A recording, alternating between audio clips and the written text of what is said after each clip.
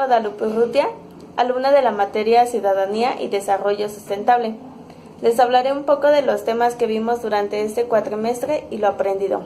Para comenzar, tenemos que entender que los ciudadanos son los varones y mujeres que tengan la calidad de mexicanos y que reúnan dos requisitos adicionales: haber cumplido 18 años y tener un modo honesto de vivir. La condición de ciudadanía pasa por la titularidad de derechos subjetivos en función de tres ámbitos: el civil, el político y el social.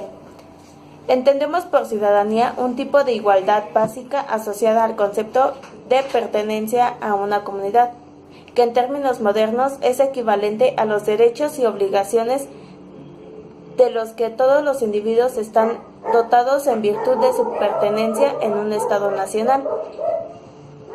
La cultura política y la calidad de ciudadanía en México. La cultura política se puede entender como aquellas percepciones, creencias y convicciones socialmente compartidas que conforman una suerte de código de interpretación que permite a grupos específicos entender la política de una determinada manera. Los resultados del estudio son muchos más extensos y por supuesto que existen más, pero los expuestos anteriormente resultan muy significativos para advertir que la ciudadanía de la democracia mexicana está aún lejos de ser entendida desde la perspectiva integral que se menciona al inicio. La legislación electoral, por otra parte, es un mecanismo indispensable en la medida que define las reglas del juego a las que deben sujetarse a todos los participantes. Así, las provisiones legales contienen pautas para estructurar la administración electoral e instrucciones para los administradores electorales en el manejo de los comicios. Asimismo, especifican los derechos y las responsabilidades de los partidos, los medios de comunicación, los electorales y otros participantes. Importancia de la educación cívica en la democracia. Para consolidar una democracia se requiere apuntalar esfuerzos en su aspecto sustantivo, lo que implica que la ciudadanía adquiera un papel más protagónico en la vida pública, que se informe, que participe, que acompañe y escrute el ejercicio del poder.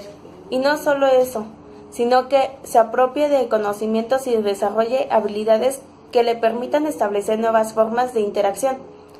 La educación cívica es un proceso de formación que idealmente debe iniciarse muchos años antes de que las personas cumplan la mayoría de edad, y que debe alentar el desarrollo de ciertas habilidades, prácticas y actitudes propicias para una vida en democracia, lo que depende en mucha medida de la política de desarrollo del Estado.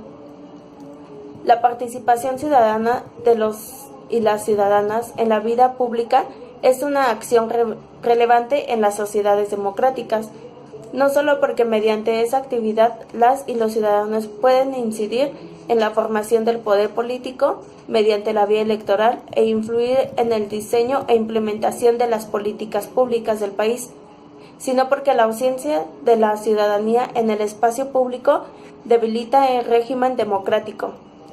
Un sistema democrático no se define únicamente por el ejercicio de derechos políticos, ni por la participación ciudadana en elecciones libres y confiables.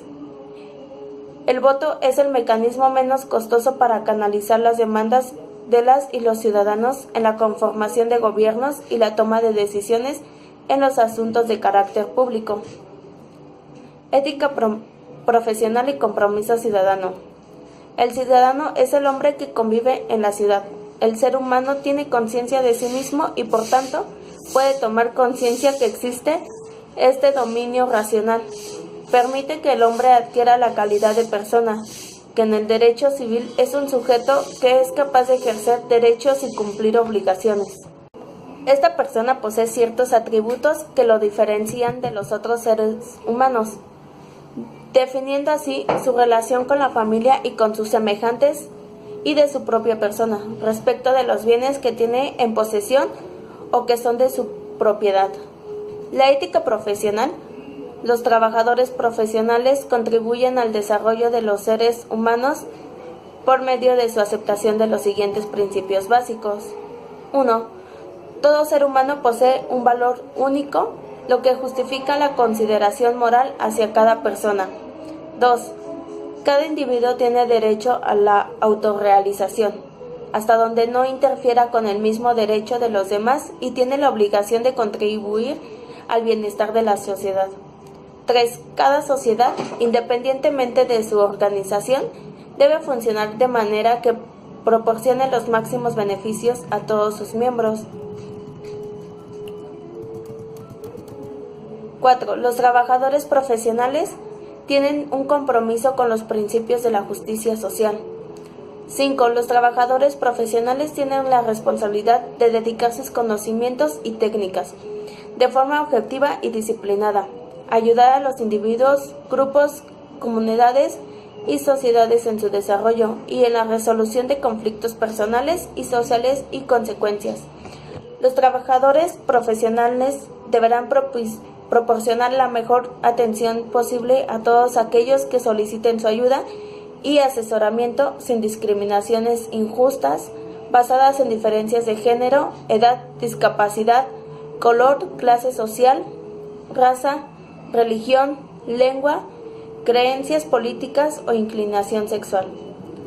Los trabajadores profesionales respetarán los derechos humanos fundamentales de los individuos y los grupos reconocidos en la Declaración Universal de los Derechos Humanos de las Naciones Unidas y otros acuerdos internacionales derivados de dicha declaración.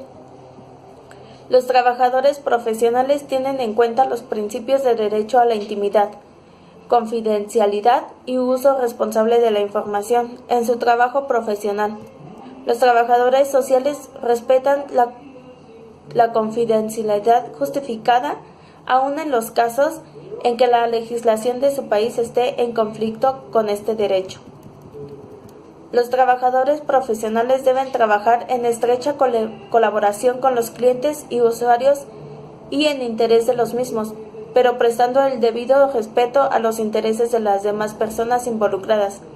Se debe motivar a los clientes y usuarios a que participen lo más posible y deban ser informados de los riesgos y posibles ventajas de las propuestas de actuación que se les ofrezcan. El trabajo es incompatible con el apoyo, directo o indirecto, a los individuos, grupos, fuerzas políticas o estructuras de poder que destruyan a otros seres humanos, con el terrorismo, la tortura u otros medios violentos similares. Discriminación y tolerancia. Han de practicar a las personas, los grupos y estados. La tolerancia es la responsabilidad que sustenta los derechos humanos, el pluralismo, la democracia y el Estado de Derecho.